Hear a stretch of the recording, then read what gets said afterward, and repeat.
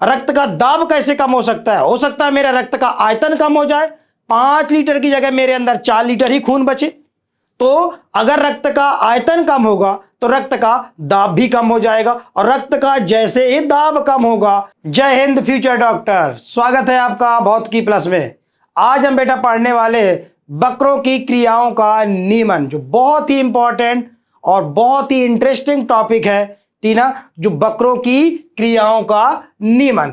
और जैसे कि आपने बेटा पढ़ा है किडनी वाले चैप्टर में कि बक्र की क्रियाओं का हम नियमन कैसे करते हैं, तो इनकी क्रियाओं का जो नियमन है वो हार्मोन की क्रिया विधि द्वारा ही संपन्न किया जाता है। और इस क्रिया विधि में कई तरह के हार्मोन भाग लेते हैं, जैसे हाइपोथैलेमस के हार्मोन भी आगे हमें मिलेंगे सब, जेजीए के हार्मोन और हृदय से निकलने वाले हार्मोन।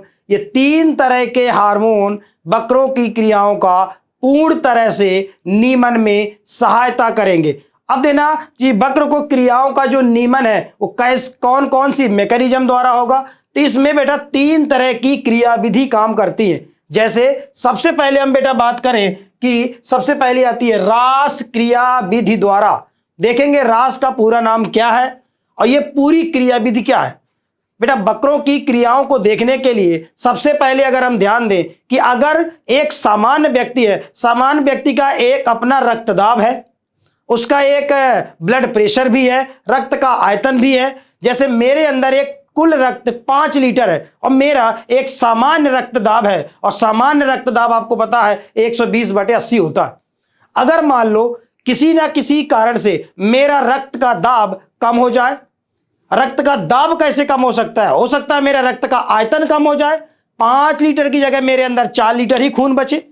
तो अगर रक्त का आयतन कम होगा तो रक्त का दाब भी कम हो जाएगा, और रक्त का जैसे ही दाब कम होगा तो आपने बेटा किडनी में पढ़ा है, किडनी में बोमेन कैप्सूल में जब चीजें छनती हैं तो ग्लोमेरुलस फिल्ट्रेशन की दर GFR की दर क्या हो जाएगी, कम हो जाएगी। और जैसे GFR की दर कम हुई, जैसे मैंने आपको पीछे बताया था अभी कि JGA के हार्मोन, और आपने किडनी में पढ़ा होगा जस्टा ग्लोमेरुलस सेपरेटस, जो कि किडनी में पाया जाने वाला कोशिकीय रूपांतरण है, अति संवेदनशील भाग है। और जैसे बेटा क्या हुआ, जैसे रक्तदाब कम हुआ, GFR की दर कम हुई, किडनी में जब चीजें कम छनने लगी तो किडनी में जो JGA की जो कोशिकाएं थी वो सक्रिय हो गई, और सक्रिय होकर के रक्त में कौन सा हार्मोन रिलीज कर दिया, रेनिन हार्मोन निकाल दिया। तो बताओ किडनी के JGA से रेनिन हार्मोन कौन सी अवस्था में निकलेगा, तो बोलोगे सर अगर रक्तदाब कम हो जाए, रक्त का आयतन कम हो जाए और ये सब अगर कम होगा तो GFR छनने की दर भी क्या हो जाएगी, कम हो जाएगी। और जैसे GFR की दर कम हुई तो किडनी में अंदर JGA की कोशिका द्वारा रेनिन हार्मोन रक्त में डाल दिया जाएगा। और जैसे रेनिन बेटा रक्त में पहुंचा, हमारे रक्त में एक प्रोटीन पाई जाती है जिसका नाम है एंजियोटेंसिनोजेन प्रोटीन। और ये प्रोटीन बेटा बनती कहाँ है, ये प्रोटीन बनती हमारे यकृत या लिवर में बनती है। आपको पता है कि रक्त में पाई जाने वाली सारी प्रोटीन लिवर में ही बनाई जाती है। तो रेनिन आया, रेनिन जैसे आया, ब्लड में तो मेरी प्रोटीन घूम ही रही थी, उस रेनिन ने एंजियोटेंसिनोजेन प्रोटीन पे अटैक किया और उसे बदल दिया एंजियोटेंसिन फर्स्ट में, और एंजियोटेंसिन फर्स्ट से बन गया एंजियोटेंसिन सेकंड। अब देखते हैं फाइनली बीपी बढ़ाने का काम कौन करेगा, एंजियोटेंसिन सेकंड करेगा। कैसे करेगा, एंजियोटेंसिन सेकंड एक अपने आप में बहुत पावरफुल रक्त वाहिनियों में संकुचन कराता है। ये क्या करेगा, रक्त वाहिनियों में तीव्र क्या कराएगा, संकुचन। और तुम्हें पता है अगर रक्त वाहिनी में तीव्र संकुचन हुआ तो बीपी आपका बढ़ेगा। और दूसरा बेटा क्या करता है, दूसरी तरफ क्या करेगा, यह जो है एड्रिनल जो कॉर्टेक्स होता है, आपने एड्रिनल ग्लैंड पढ़ी है, एड्रिनल कॉर्टेक्स को उत्तेजित करेगा कि आप कौन सा हार्मोन निकालो, एल्डोस्टेरोन हार्मोन निकालो। और एल्डोस्टेरोन आपको पता होना चाहिए कि एल्डोस्टेरोन एक मिनरलोकॉर्टिकॉइड कैटेगरी का हार्मोन है। यह हार्मोन किडनी की नलिका के DCT पार्ट से सोडियम और पानी के अवशोषण को बढ़ाता है। अगर रक्त में सोडियम की मात्रा बढ़ने लगी तो हमारा ब्लड प्रेशर बढ़ जाता है। तो यह मूत्र में पानी की मात्रा को जाने से रोकेगा। तो ये क्या करता है, किडनी नलिका से पानी और सोडियम की मात्रा को बढ़ा देगा, और बढ़ा देगा तो बीपी आपका बढ़ जाएगा। तो बताओ रास मैकेनिज्म में कैसे बीपी बढ़ाया गया। देख रहे हो कि डायरेक्ट एंजियोटेंसिन सेकेंड ने रक्तवाहिनियों को दबाया और उसने डायरेक्ट स्टिमुलेट किया, उत्तेजित किया एड्रिनल कॉर्टेक्स को कि एल्डोस्टेरॉन निकालो, और एल्डोस्टेरॉन ने सोडियम और पानी के अवशोषण को बढ़ाकर रक्तदाब को बढ़ा दिया। रक्तदाब बढ़ गया, जीएफआर की दर कम हो गई और रेनिन का निकलना बंद हो गया। तो इस क्रियाविधि में कौन कौन हार्मोन भाग ले रहे हैं, देख रहे हो कि यहां से क्या निकला, रेनिन, फिर किसमें अटैक किया, एंजियोटेंसिनोजेन पर, और फाइनली क्या निकला, एल्डोस्टेरॉन। इसलिए इस क्रियाविधि का नाम है रास। रास का फुल फॉर्म क्या हुआ, रेनिन एंजियोटेंसिनोजेन, फाइनली क्या निकला, एल्डोस्टेरॉन। और ये पूरा तंत्र क्या कहलाएगा, सिस्टम। तो रेनिन एंजियोटेंसिनोजेन एल्डोस्टेरॉन सिस्टम। अगर बीपी लो होगा तो रास क्रियाविधि काम करेगी। और एक दूसरी क्रियाविधि बेटा क्या होती, अगर हमारा बीपी कम हो रहा है तो रास तो काम करेगा ही करेगा। रास के अलावा एक दूसरा हार्मोन निकलता है जिसका नाम है एंटी डाईयूरेटिक हार्मोन। यह हार्मोन कहां से निकलता है, यह हार्मोन हमारी पश्च पिट्यूटरी, लेकिन बनता कहां है आपको पता होगा। यह हार्मोन बनता है हमारे हाइपोथैलेमस में बनता है। हाइपोथैलेमस के नीचे होती पिट्यूटरी। पिट्यूटरी के दो भाग होते हैं, अग्र पिट्यूटरी वाला एक पश्च पिट्यूटरी, एडिनो और न्यूरो हाइपोफाइसिस।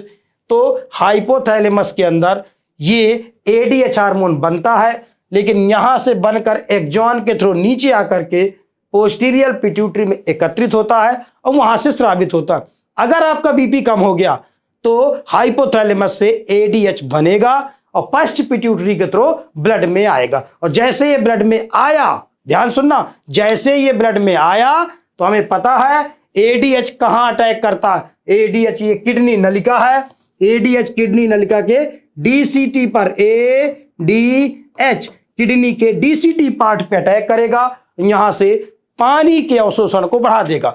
मतलब किडनी नलिका में जितना पानी था, पानी के ज्यादा से ज्यादा अवशोषण करा के कहां ले जाएगा, रक्तवाहिनी में ले जाएगा। क्योंकि हमारा बीपी कम है, रक्त का आयतन कम है, तो इसने रक्त के आयतन को क्या कर दिया, बढ़ा दिया। और अगर एडीएच का श्रावण बढ़ेगा, अगर एडीएच का श्रावण बढ़ेगा तो बताओ यहां से ज्यादा पानी निकाला जाएगा, मूत्र में पानी की मात्रा कम हो जाएगी। अगर बेटा अब क्वेश्चन ये बनता है कि सर अगर एडीएच की मात्रा बहुत ज्यादा बढ़ जाए मेरे अंदर, तो अगर एडीएच बहुत ज्यादा मेरे अंदर बढ़ जाएगा तो जितना मूत्र में पानी आ रहा है ना, पूरा का पूरा पानी निकाल लेगा और मूत्र आपका अति सांद्र हो जाएगा। लेकिन इसी के अपोजिट अगर आप बात करो कि सर अगर एडीएच का श्रावण हमारे अंदर बहुत कम हो जाए, तो अगर एडीएच कम हो जाएगा तो बताओ जितना ये पानी अवशोषण हो रहा था, क्या उतना पानी अवशोषण होगा, तो कहोगे नहीं होगा। नहीं होगा तो मूत्र में पानी की मात्रा बढ़ेगी, और मूत्र में पानी की मात्रा बढ़ेगी तो मूत्र आपका तनु हो जाएगा, मूत्रण की दर बढ़ जाएगी, और इस बीमारी को बोलते हैं क्या बेटा, डायबिटीज इंसिपिडस। डायबिटीज क्या बोलते हैं, एनसीपीडस के नाम से हम जानते हैं, डायबिटीज इंसिपिडस। एक बेटा मधुमेह होता है, डायबिटीज मेलाइटस, वो अलग कहानी है, वो इंसुलिन की कमी से होता है। मूत्र में केवल पानी की मात्रा का बढ़ जाना क्या कहलाता है, डायबिटीज इंसिपिडस रोग कहलाता है। तो बताओ अगर बेटा हमारा रक्तदाब कम हो रहा है तो दो क्रियाविधि काम करेंगी, एक तो रेनिन वाला आएगा और एडीएच, इन दोनों की फंक्शनिंग क्या कर दी जाएगी, बढ़ा दी जाएगी।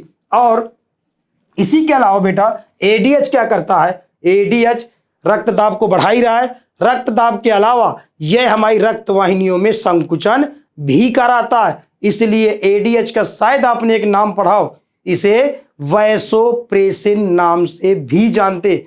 वैसो माने रक्तवाहिनी को प्रेस करने वाला, मतलब दबाने वाला, ये रक्तवाहिनियों को दबाता है, इसलिए बोलते वैसोप्रेसिन। तो दो मैकेनिज्म हुई, एक कम वाली, अगर बीपी कम हो रहा था तो इन्हें बढ़ाने का काम किया, और एक अंतिम और तीसरी मैकेनिज्म है, अगर आपका बीपी बहुत ज्यादा बढ़ गया तो घटाने का काम कैसे किया जाएगा, वो है भाई ANF के द्वारा। ANF क्या है? एक हार्मोन है। कहां से निकलता है? हृदय के आलिंद से निकलता है, जिसका नाम है आलिंदीय नाइट्रियूरेटिक कारक, जिसे ANF भी बोलते हैं। यह एक तरह का प्रोटीन या हार्मोन है। हाई ब्लड प्रेशर होने पर, अत्यधिक रक्तदाब होने पर, जैसे ब्लड प्रेशर से हृदय के आलिंद में गिरेगा तो वहां से एक हार्मोन निकलेगा ANF, और ये हार्मोन तभी निकलेगा जब BP ज्यादा हो, और तुरंत क्या करेगा? रक्त वाहिनियों को फैला देगा, जिससे BP कम हो जाए। और यह हार्मोन ANF सोडियम के उत्सर्जन को क्या करेगा? प्रेरित करेगा कि जल्दी जल्दी सोडियम बाहर जाओ, क्योंकि रक्त से अगर सोडियम निकल जाएंगे कम, अगर रक्त में सोडियम कम हो जाएंगे तो आपका रक्त का BP क्या हो जाएगा? कम हो जाएगा। क्यों? क्योंकि आप देखो, अगर लो BP था तो सोडियम को बढ़ाया जा रहा था, हाई BP में सोडियम को बाहर निकाला जाएगा। तो बताओ ANF के कितने काम हुए? दो। एक तो रक्त वाहिनियों को फैलाना, और दूसरा काम हुआ सोडियम को उत्सर्जन को प्रेरित करना, जिससे आपका ब्लड प्रेशर क्या हो जाएगा? कम हो जाएगा। तो अत्यधिक रक्तदाब पर हृदय की आलिंद से क्या निकलेगा? ANF निकलेगा। तो इस तरह से बेटा ये हमने किडनी के कार्यों का कैसे नियमन होगा, तो वक्र के क्रियाओं का नियमन के बारे में अपन ने चर्चा की। और इसी से रिलेटेड अगर एक क्वेश्चन देखें, जैसे ये क्वेश्चन है, रक्तदाब बढ़ने पर हृदय के आलिंद से कौन सा हार्मोन निकलेगा? अभी अभी मैंने बताया, अगर रक्तदाब बढ़ता है तो हृदय के आलिंद से कौन सा हार्मोन निकलता है? आलिंदीय नाइट्रियूरेटिक कारक, मींस ANF। तो क्या आंसर होगा? ANF। इस तरह से बेटा ये मैंने सारी बातें आपको इसमें कि वक्रों की क्रियाओं का नियमन कैसे होगा, कौन कौन से हार्मोन काम करते हैं, सारी मैकेनिज्म हमने पढ़ी। और ऐसे ही इंटरेस्टिंग वीडियो देखने के लिए बने रहिए हमारे साथ। तब तक के लिए जय हिंद।